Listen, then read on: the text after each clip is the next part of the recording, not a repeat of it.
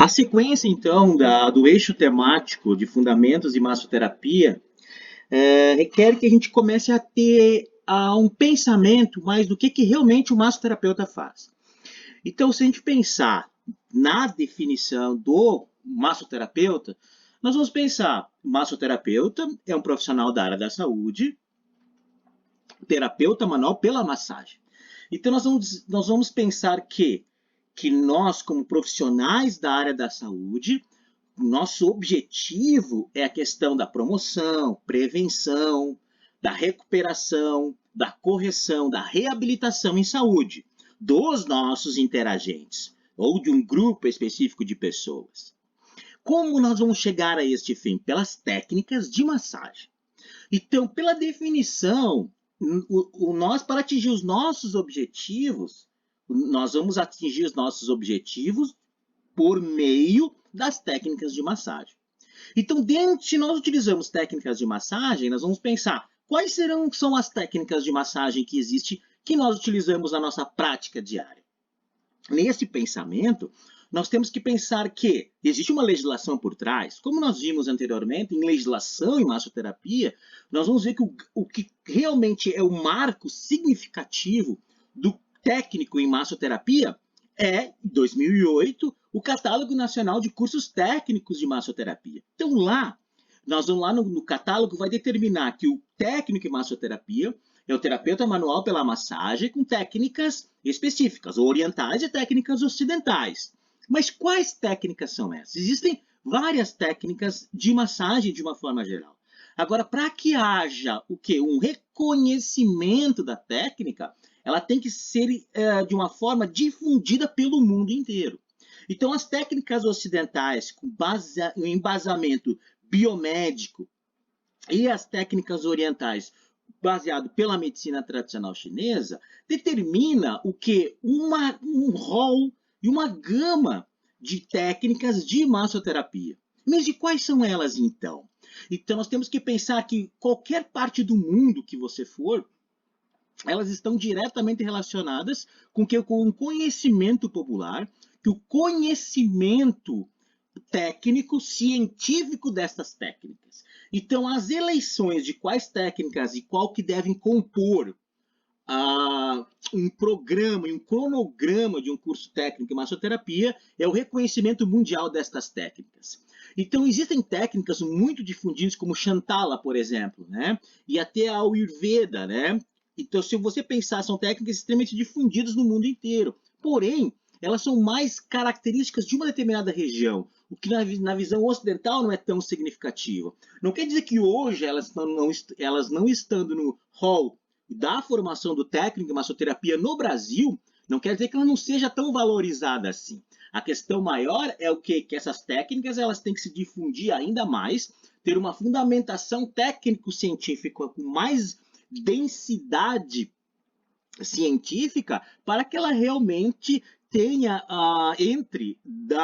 nos currículos dos cursos técnicos. Então não existe uma obrigatoriedade dessas técnicas como eu citei, como Shantala e as técnicas ayurvedas, hoje elas não estão no hall de técnicas básicas de formação do massoterapeuta. Então, elas não estão, mas não quer dizer que elas não possam estar no futuro breve ou que, pela construção do conhecimento, onde numa especialização técnica, de técnicas orientais, por exemplo, de escolas que estejam devidamente registradas nos conselhos estaduais de educação e, consequentemente, no Ministério da Educação e Cultura, que ele não possa desenvolver uma especialização técnica em Ayurveda, por exemplo. Tanto é que lá no Catálogo Nacional de Cursos ele prevê que pode ser uma extensão da formação do técnico em massoterapia ser especialista técnico em massagem Ayurveda, por exemplo, que requer muito mais estudos. Hoje não tem uma escola específica de renome nacional que ela tenha um reconhecimento significativo para desenvolver esses cursos de especialização técnica. Então, quando se para pensar em qual que é a formação realmente do profissional massoterapeuta, nós vamos dividir em dois grandes grupos de áreas de pensamento e de raciocínio técnico-científico. São as técnicas ocidentais e as técnicas orientais. Então, qual que é a grande diferença que existe das técnicas ocidentais e as técnicas orientais? É teu objetivo. É a tua fundamentação técnico-científica relacionados a estas técnicas. As técnicas ocidentais, dentro dos efeitos fisiológicos, dentro dos efeitos mecânicos, dentro dos efeitos psicológicos, nós estamos falando de sistema muscular, nós estamos falando de sistema nervoso, nós estamos falando de tecido tegumentar, nós estamos falando de sistemas corporais em funcionamento dentro de uma fundamentação biomédica, isto é, dentro de uma visão da fisiologia e da anatomia humana. Essas técnicas têm esse objetivo e têm esta fundamentação teórica. Já nas técnicas orientais, o nosso objetivo e a nossa fundamentação ela é um pouco diferente, porque nós estamos falando de energia vital, nós estamos falando das relações que existem energéticas do universo. Este é o princípio básico que existe das diferenças das técnicas ocidentais e das técnicas orientais. Então, segundo um raciocínio lógico, nós vamos determinar aqui quais são essas técnicas orientais que hoje faz parte de obrigatoriedade para a formação básica do massoterapeuta. O shiatsu, o tuiná, a quick massage e a reflexologia. Esses são as fundamentações mínimas e básicas de um profissional massoterapeuta na visão oriental. Já na visão ocidental, nós temos as massagens relaxantes, a massagem terapêutica, a DLM, que a gente chama que é a drenagem linfática manual, a massagem estética, né, a massagem laboral e a massagem desportiva. Este pensamento que a gente tem relacionado a estas técnicas massoterapêuticas, vamos começar a falar um pouquinho então de cada uma delas. Por exemplo, das técnicas ocidentais, a primeira é a massagem relaxante. A fundamentação das técnicas ocidentais ela é baseada na biomedicina. Então, o que nós estamos conversando é sobre as questões neurofisiológicas, questões neuromusculares e a função dos sistemas. Nós estamos falando de parte circulatória de uma forma geral. A massagem relaxante, por assim dizer, ela é uma técnica que obrigatoriamente tem que ser feita no corpo inteiro e o objetivo é relaxar, estimular o sistema neurovegetativo com o único objetivo de relaxar. Em contrapartida, nós temos a massagem terapêutica. Esta sim, ela é diferente da massagem relaxante, em que sentido? Que ela é obrigatoriamente terapêutica, ela vai tratar alguma coisa, ela vai fazer um processo de recuperação, reabilitação dentro de um processo. Não somente relaxar, como a massagem relaxante faz. Nosso objetivo é causar um relaxamento nessa pessoa. Já a massagem terapêutica tem o objetivo de correção, de recuperação, de reabilitação. São N técnicas, são muito mais técnicas utilizadas. Já na massagem relaxante, nós vamos utilizar essencialmente os deslizamentos superficiais, os deslizamentos profundos, alguns amassamentos. Já na massagem terapêutica, nós vamos utilizar todas as técnicas, deslizamento, amassamento, rolamento, fricção, percussão, certo? Nós vamos usar técnicas de massagens profundas, trabalhar nas fáscias, são as manobras faciais, a massagem facial e a própria liberação miofacial. Nós vamos trabalhar também as técnicas de alongamentos musculares, técnicas de mobilizações articulares e os balanceios musculares. Então, é uma gama de técnicas que o massoterapeuta tem que eleger qual que é a mais interessante. Em consequência disso, um dos braços que aconteceu da linha de pensamento da massagem terapêutica é a drenagem linfática manual. A drenagem linfática manual, desde 1930, ela é reconhecidíssima pelos pensamentos de Voder. Né? Voder, ele que desenvolveu as técnicas de drenagem linfática manual. Aqui nós estamos falando de quê? De questões terapêuticas, nós estamos falando de sistema linfático, nós estamos falando de sistema de defesa, que faz parte do sistema circulatório paralelo ao sistema cardiovascular. Nós estamos falando de sistema linfático, nós estamos falando de defesa corporal. Então, para potencializar a tua imunidade, a drenagem linfática é perfeita nesse sentido. Erroneamente, as pessoas pensam que a drenagem linfática é uma questão estética. Não, ela não é. Ela é terapêutica. Nós estamos falando de imunidade, nós estamos falando de sistema de defesa. Então, a drenagem linfática manual ela é muito utilizada para retirar os líquidos que ficam no meio intersticial, isto é, aqueles resíduos metabólicos que ficam entre as células. Esse é o nosso objetivo com a drenagem linfática, é favorecer o que? O retorno venoso, o retorno linfático, potencializando, desobstruindo o meio intersticial, fazendo com que haja uma melhor circulação do seu sistema linfático, potencializando e fortalecendo o teu sistema imunológico. Em contrapartida disso, quando você retira esses excessos do meio intersticial, desses resíduos metabólicos e também alguns nutrientes, você obrigatoriamente também está reduzindo as medidas.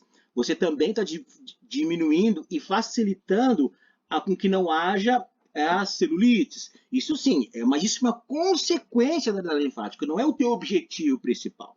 Então, essa drenagem linfática, quando nós estudarmos profundamente, nós vamos perceber a importância que é das técnicas de Duke e Voder, que são as mais desenvolvidas, né, da técnica da drenagem linfática manual.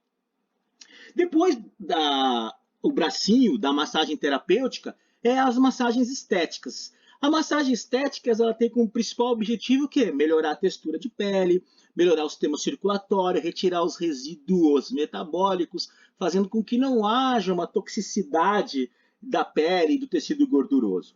E de uma forma geral, a massagem estética é dividida em duas, redutoras e remodeladoras. As redutoras estão diretamente relacionadas a um local específico, como, por exemplo, culotes e abdômen, por exemplo. Já a modeladora, ela modela o corpo segmentados, dos dois segmentos corporais de membros inferiores, duas coxas, por exemplo, né? Então, essas situações que são significativas dentro da massagem estética é muito importante, por assim trabalhar, uma vez que, quando a gente pensa em massagem estética, a gente pensa somente na parte da beleza em si, mas, na verdade, nós, como terapeutas manuais, o nosso principal objetivo é saúde. Então, a estética, na verdade, ela é uma condição de saúde e ela é muito importante nesse sentido. Outra técnica muito difundida é as massagens esportivas e as massagens desportivas. Como nós vimos na história da massoterapia, nós podemos perceber que a história da massagem ela sempre esteve relacionada com o ganho de condicionamento físico e a recuperação física das pessoas. Então a massagem esportiva ela é muito difundida e ela é mas muito importante mesmo. O que existe, na verdade, é um pensamento das técnicas de massagem esportiva e esportiva. Então, se a gente pensar de uma pessoa que pratica atividade física, é com fins de competição? Sim ou não? Então, nós estamos falando de massagem esportiva. Se a pessoa pratica atividade física com fins de lazer, nós estamos falando de massagem desportiva. Independente de um ou outro, vai haver o quê?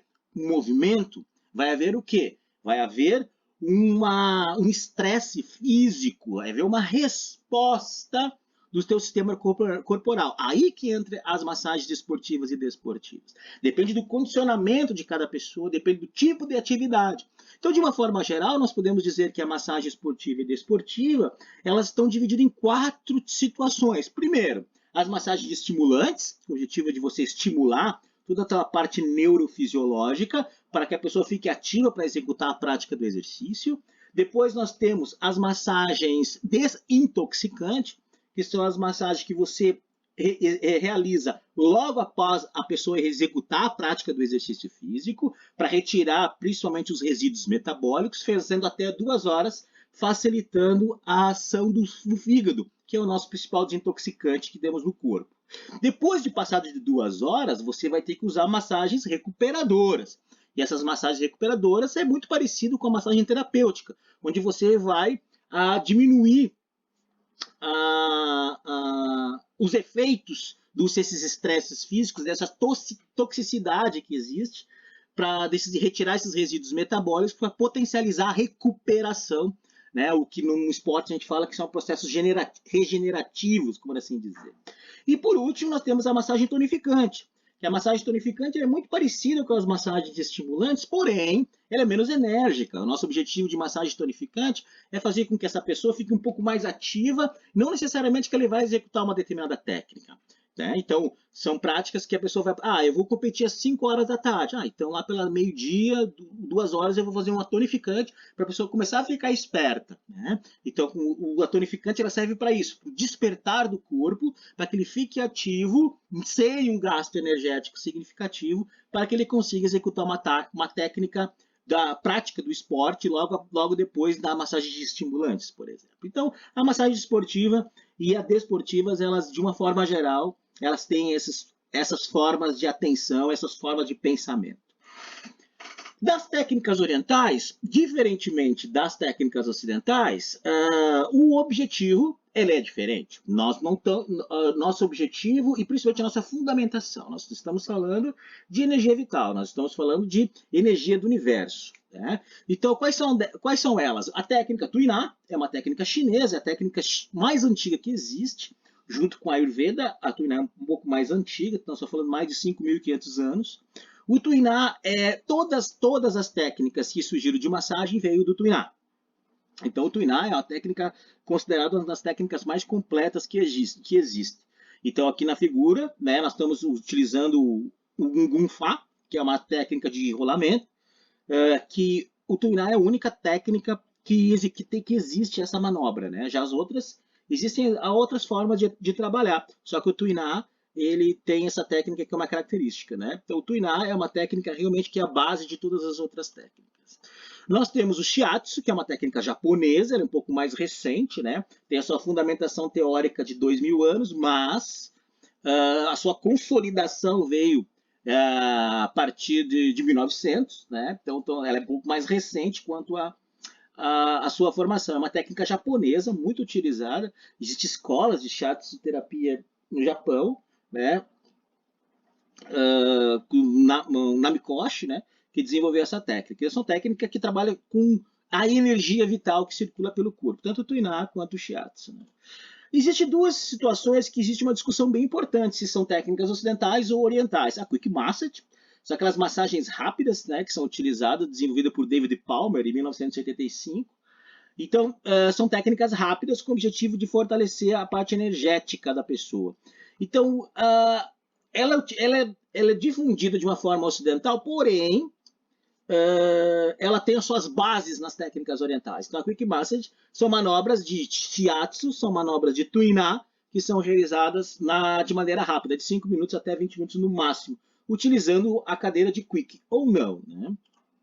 E, por fim, nós temos a reflexologia. Essa sim é uma discussão bem importante, porque a reflexologia tem 3 bases. A mais antiga, nós estamos falando que veio do próprio Tuiná, da acupuntura, né, de quase 5.000 anos atrás, que são áreas reflexológicas. Existem 2 situações, a reflexologia e a reflexoterapia.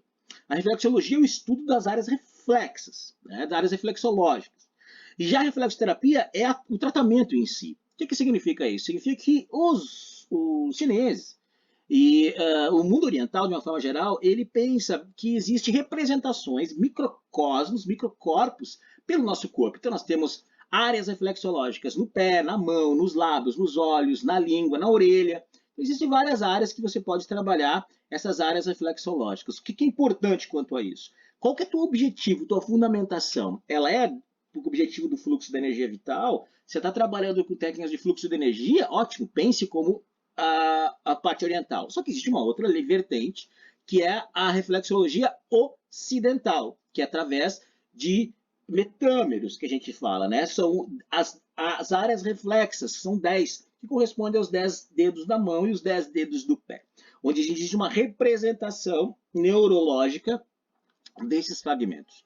Tanto um quanto o outro, basicamente os mapas reflexológicos, existem vários, existem várias formas de você pensar, porém, qual que é o teu objetivo? O que você quer com isso? Né? Então depende da tua linha de pensamento. Ele está com dor na coluna. Então se eu for lá no pezinho, na área da coluna, e vou lá e comprimo. Perfeito, você está usando uma parte reflexológica com pensamento de reflexoterapia ocidental. Agora, se você pensar na causa da causa, o que está lhe causando essa dor na coluna, além de você trabalhar na coluna, naquela área correspondente reflexológica do pé ou da mão, ou da orelha, por exemplo, você vai utilizar a deficiência da água, como a gente diz. Então você vai ter que trabalhar obrigatoriamente no rim também, por causa que ele rege os ossos e as articulações. Depende muito do que você quer nesse pensamento. Tá, mas por que é importante a gente discutir isso? Porque como massoterapeuta tem a autonomia da eleição da prática e da técnica. Às vezes as pessoas se questionam, eu posso misturar uma técnica com a outra? Não, não existe mistura de técnica. Existe na verdade, uma eleição do que é melhor conduta terapêutica, qual que é a melhor conduta para aquele momento, especificamente que o nosso interagente realmente precisa. Então, como somos autônomos e temos liberdade para eleger uma determinada técnica, cabe ao profissional massoterapeuta definir qual técnica que seja mais interessante.